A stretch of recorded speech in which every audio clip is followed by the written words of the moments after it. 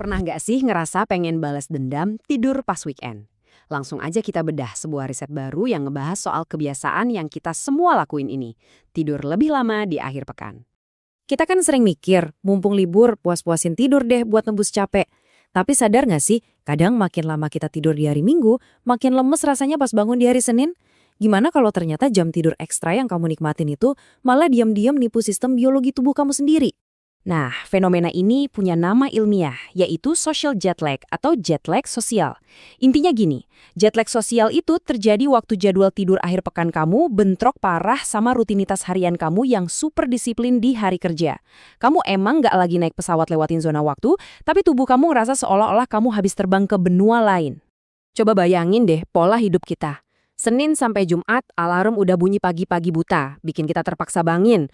Terus pas Sabtu Minggu, kita begadang dan baru bangun siang. Perbedaan kebiasaan yang ekstrim ini bikin jam biologis di dalam tubuh kita jadi bingung setengah mati dan akhirnya kacau balau. Dan ternyata ini umum banget loh terjadi. Data nunjukin angka yang gila banget.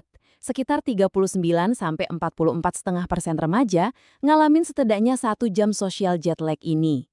Bayangin aja, hampir setengah dari anak muda ngalamin kekacauan jam biologis setiap minggunya. Buat ngerti dampak jangka panjangnya, kita bakal lihat hasil dari kohort remaja Shanghai, sebuah investigasi yang melacak hal ini selama 4 tahun.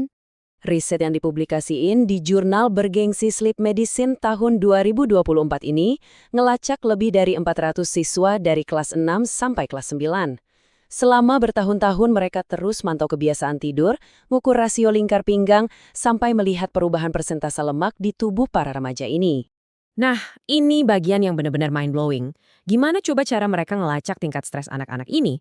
Bukan pakai tes darah biasa, tapi pakai potongan kuku. Peneliti ngetes kuku mereka pakai alat spektrometri massa tingkat tinggi. Kenapa kuku? Karena kuku kita itu ibarat memori biologis yang bisa nyimpen rekaman data hormon stres kayak kortisol dan progesteron selama 3–6 bulan ke belakang. Keren banget kan? Sekarang kita masuk ke inti masalahnya. Apa bedanya mereka yang punya social jet lag tingkat tinggi dibanding yang rendah? Dari data yang terkumpul, kelihatan jelas ada 2 kelompok utama. Ada kelompok siswa yang tingkat social jet lag-nya rendah dan stabil. Tapi di sisi lain, ada kelompok yang jumlahnya lumayan besar, sekitar 38,5% yang ternyata terjebak dalam social jet lag tingkat tinggi yang super kronis selama bertahun-tahun. Kalau kita gali lebih dalam soal siapa yang paling beresiko, datanya mulai nunjukin pola yang spesifik. Siswa yang tinggal di daerah semi-pedesaan, sekolah di SMP negeri, atau yang ibunya punya tingkat pendidikan lebih rendah, ternyata punya peluang jauh lebih besar buat terjebak di siklus jet lag sosial yang parah ini.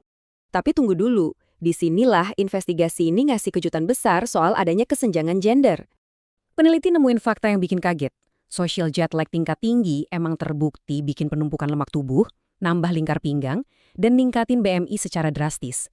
Tapi dampaknya ini hampir eksklusif cuma dialami sama remaja perempuan. Buat remaja laki-laki, efek obesitas ini malah nggak kelihatan sama sekali.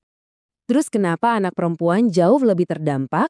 Para ahli ngejelasin kalau anak perempuan itu ngalamin pubertas lebih awal. Artinya, sistem respon stres mereka atau aksis HPA lagi aktif-aktifnya. Dan ini bikin mereka super sensitif sama yang namanya gangguan tidur. Tekanan stres dari jam tidur yang berantakan ini langsung mengganggu cara kelenjar endokrin mereka buat ngatur nafsu makan.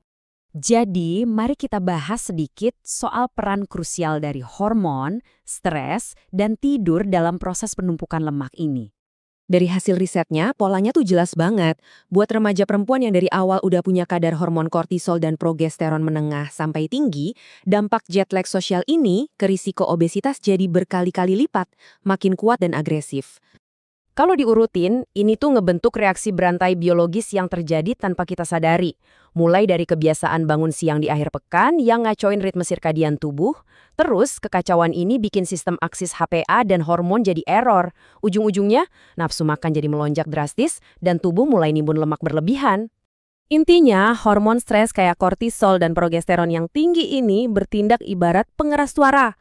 Mereka memperparah efek negatif dari pola tidur yang nggak konsisten tadi, yang akhirnya maksa tubuh buat merespon seolah-olah dia harus segera nimbun lemak buat bertahan. Setelah tahu semua ini, kayaknya kita benar-benar harus mikir ulang soal kebiasaan tidur di akhir pekan. Bukti-bukti sains tadi semuanya bermuara ke satu solusi sederhana. Konsistensi itu jauh lebih penting daripada nyoba nebus utang tidur. Usahain sebisa mungkin buat punya jam tidur dan jam bangun yang sama setiap hari, mau itu hari biasa atau akhir pekan. Dan pastinya kita harus mulai ekstra perhatian sama kualitas tidur anak remaja perempuan kita. Penjelasan kali ini ninggalin satu pertanyaan yang lumayan menohok buat kita semua. Jangan-jangan niat kamu buat balas dendam nebus kurang tidur di akhir pekan ini justru diam-diam lagi nyabotase kesehatan kamu dalam jangka panjang. Coba deh dipikir-pikir lagi nanti pas kamu lagi setting alarm buat besok pagi.